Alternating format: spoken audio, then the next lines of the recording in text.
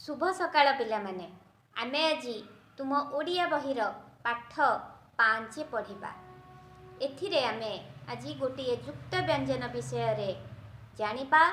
ताहा कौन उहलंत घ समान घ। आमे आजी सेई युक्त व्यंजन घ विषय रे पढ़िबा। सेथिरु कौन सब शब्द और वाक्य हे पारुछि जानिबा। शब्द गुड़िक मुझे पढ़ुछि।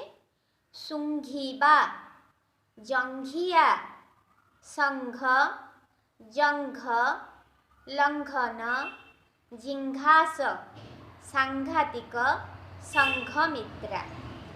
तो पिला माने एही शब्द गुड़िकर अर्थ मुझे कहूछि। सुंघिबा आमे आमर नाक साहाय्य सुंघिबा कार्य संपादन करि थाउ। ताकू आमे आघ्राण करिबा बोली मध्य कहि थाउ। जंघिया आमर अंटारू जंघ पर्यंत भितरे आमे एक परिधान बा पोशाक पिंधि थाउ। ताकू आमे जंघिया बोली कहू। संघ किछि व्यक्ति मिसी एक संघ तैयारी करथांती। ताकू आमे समाज बोली मध्य कहि थाउ। जंघ एहा आम शरीरर एक अंग अटे जहाकू आमे उरु बोली मध्य कहि थाउ। लंघन लंघनर अर्थ पिला माने अनेक प्रकारर रहिछि।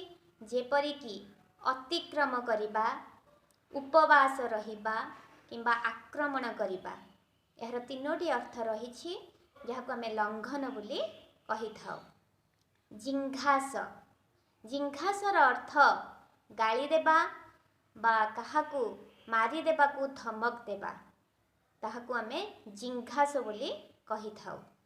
सांघातिक सांघातिकर अर्थ मारात्मक बा जहाकी आमर जीवन नहीं जाई पारे। आमे ताकू मारात्मक बोली कहिबा बा सांघातिक बोली कहिबा। संघमित्रा एहा एक नाम अटे। किछि वाक्य देछि पिला माने आस देखिबा। आजिकाली गाँव रे युवक संघ गढ़ी उठिलाणी। कामल एक सांघातिक रोग। बन्या समय रे जल कूल लंघन करे।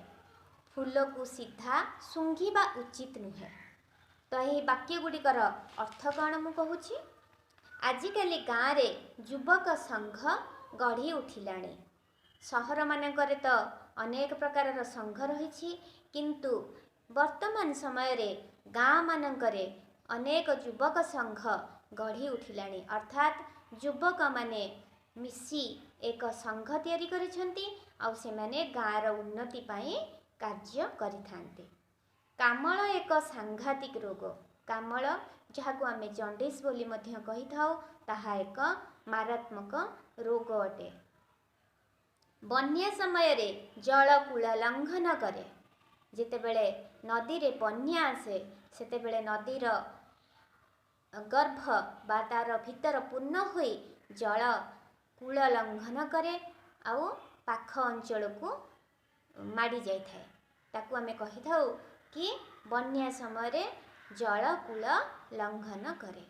कूल को अतिक्रम करी निकटरे थिबा गाँ चाष जमी को पानी माड़ी जाई थाए। सेही पानी अतिक्रम करने को आम एठी लंघन करा जाए बोली लेखा जाइछे। फूल को सीधा सुंघिबा उचित नुहे। जेकोसी फूल को आमे सीधा नहीं नाकरे सुंघिबा उचित नुहे। कारण फूल भितरे किछि कीट बा पोक थांती। आमे हठात नहीं नाकरे लगे सुंघी देवा द्वारा से पोक गुड़िक आम नाक भितरे प्रवेश करिथांती।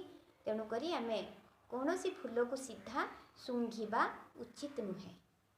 तो पिला माने मु आशा करुछि तमे माने विषयटी को बुझी पारिथिबो। घरे एही विषयटी को बड्ड पाटी रे उच्चारण करी पढ़िबो। रहुछि पिला माने धन्यवाद।